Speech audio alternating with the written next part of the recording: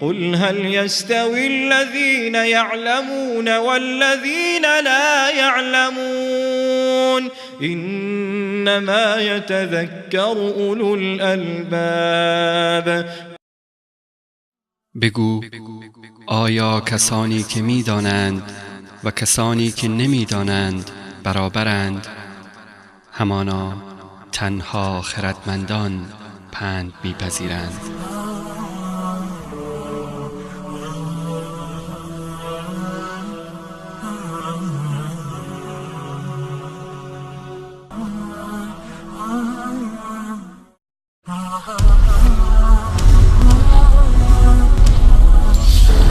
السلام عليكم ورحمة الله تعالى وبركاته.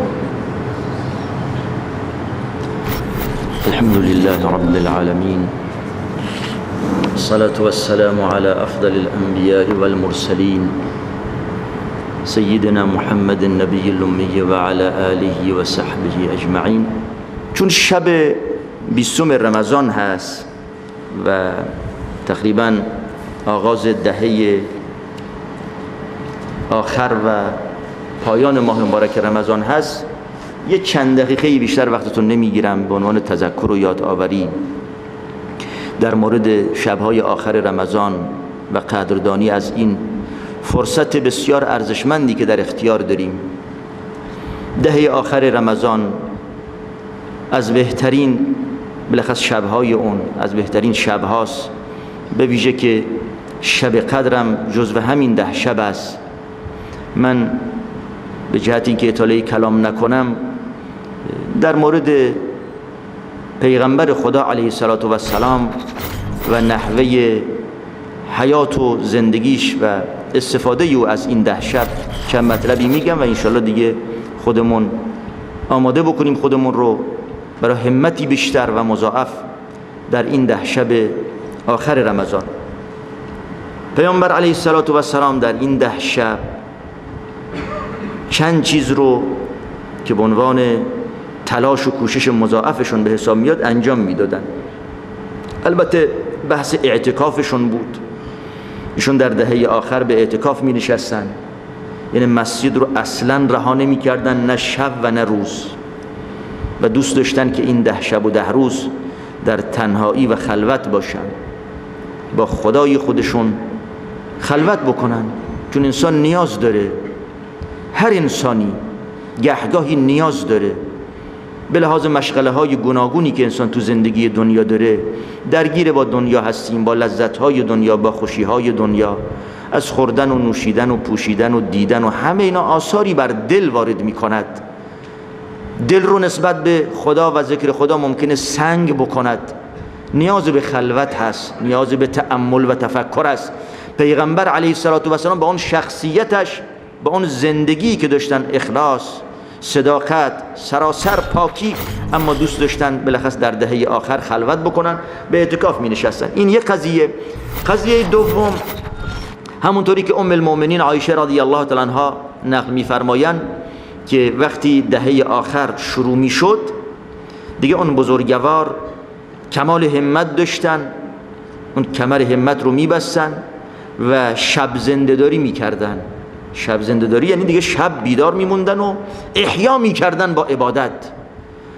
نوع عبادت دقیقاً ذکر نشده که در طول شب دهه آخر چه کار میکردن، ولی مشخص احیا لیله، احیا و زنده کردن شبها نه مجرد بیدار موندن است، بیداری که انسان با خدا و یاد خدا بیدار بمونه، چون حیات حقیقی دست خداست. ذکر خدا و یاد خدا اون حیات حقیقی و طیبه هست. پیامبر علیه السلام مثال میزنن، اون خونه ای که درش یاد خدا باشه تا نباشه مثل آدم مرده و زنده. یعنی اون خونه، اون شرایطی که در یک خونه حاکم است، در خانواده ای که اهل و اعضای اون یاد خدا میکنن، ذکر خدا میکنن، مثل انسان زنده ان، و اون خانواده‌ای که خدا رو فراموش کردن مثل آدم مرده، گورستان دیگه.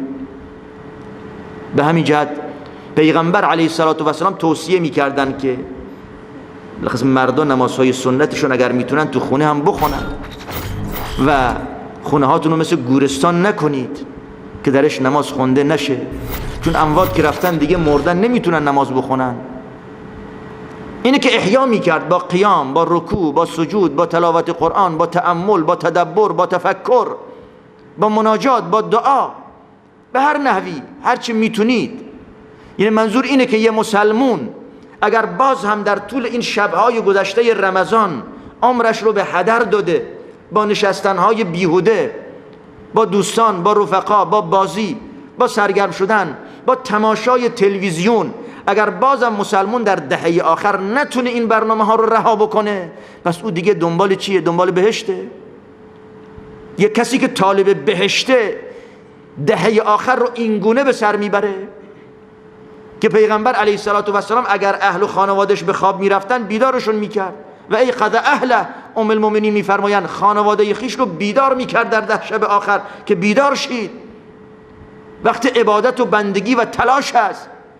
و در حدی تلاش میکرد رسول خدا علیه السلام که همسرش عایشه رضی الله عنها که دیده عبادات پیغمبر در شب در روز، اون نمازهای طولانی که پیغمبر داشتن علیه السلام، ولی میفرمایند ام المؤمنین کان النبی صلی الله علیه و سلم یجتهد فی العشر الاواخر ما لا یجتهد فی غیره.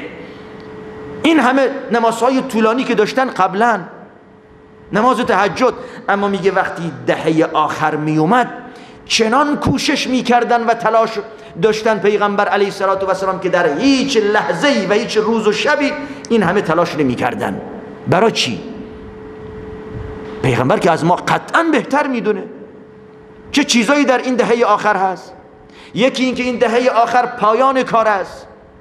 اگر تا به حال آدم موفقی نبودیم، دهه آخر رو با موفقیت به سر ببریم تا خداوند کل ماه رو به خاطر پایان اون پایان نیکی که میتونیم داشته باشیم، انشاءالله خداوند تمام ماه رو به ما اجر و ثواب و پاداش خوبی بده.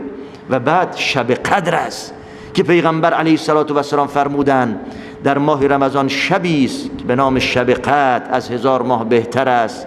اگر کسی از خیر این شب، از خوبی و برکت این شب محروم بشود، گویا از همه خیر و خوبی ها محروم مونده و تنها کسی محروم می شود که بدبخت بیچاره و شقی است. محروم حقیقی کسی است که دیگه شب قدر رو از دست بدهد با لهو و لعب، با لغو، با سرگرمی های ولو مباح هم باشه. آدم ممکنه دیگه اونقدر وقتی ارزش قضیه رو درک بکنه احساس بکنه که فرصت رو کم میاره. درسته ممکنه انسان خسته بشه، ولی خستگی آدم نبایستی با بتالت، با ورد، با ذکر، با دعا، با التماس آدم حریص باشه. ممکنه آخرین فرصتی است که ما تو این زندگی داریم، تا بعد از این رمضان 11 ماه دیگه از عمرمون بگذره. آدم 11 روز نمیتونه 11 ساعت نمیتونه برای خودش تضمین بکنه که من میمونم. پیغمبر علیه السلام توصیه میکنه آدم وقتی شب رو شروع کرد دیگه منتظر نمونه که حتما تا صبح برسه. اگر صبح شد منتظر نشه که تا شب برسد. این گونه بایستی زندگی بکند. چگونه ما دهه آخر که یکی از شب‌ها شب قدر است که هیچ شبی، هیچ لحظه‌ای، هیچ چیزی اگر آدم 1000 سالم عمر بکنه جاش نمیگیره اگر این شب نباشه توش. اگر این خود این یک شب نباشه. اینه که همت بکنیم، تلاش بکنیم، بالاخص بزرگترها، تا بچه های ما در یک جوی زندگی بکنن که جو ایمانی باشه. و در پایان اون دعای نبوی هم انشاءالله یادتون نره، اللهم انک عفو تحب العفو فاعف عنی. بالاخص در این دهه آخر شروع بکنیم تو نمازمون، بیرون از نمازمون، بعد از قرآن، تو این خلوت‌های شب این دعا رو بیشتر تکرار بکنیم و الا هر دعایی از خدا بخواه و در ضمنم یادمون نره.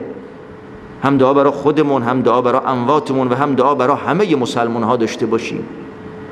درسته که ما دستمون نمیرسه به مسلمان ها بهشون کمک بدیم، یاری بدیم، گرفتارن خواهرامون، برادرامون، بعضی جاها خوشسالیه، گرسنگی داره از پا در میاره اونها رو، بعضی جاها درگیری ها، تسلط ظالمین و ستمگران بر اونها، ماهاست، چندین ماه خدا میدونه در چه شرایط بحرانی و ناامنی رو دارن زندگی میکنن. خواهر و برادر من و شما هستن.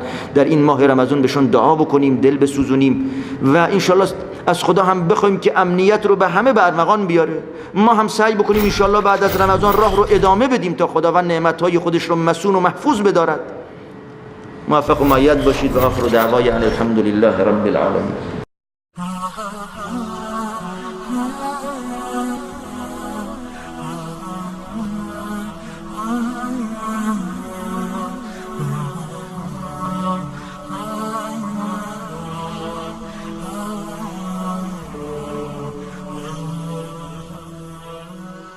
قل هل يستوي الذين يعلمون والذين لا يعلمون إنما يتذكر أولو الألباب.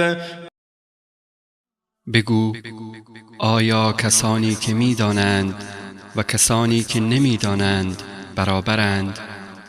همانا تنها خردمندان پند می‌پذیرند.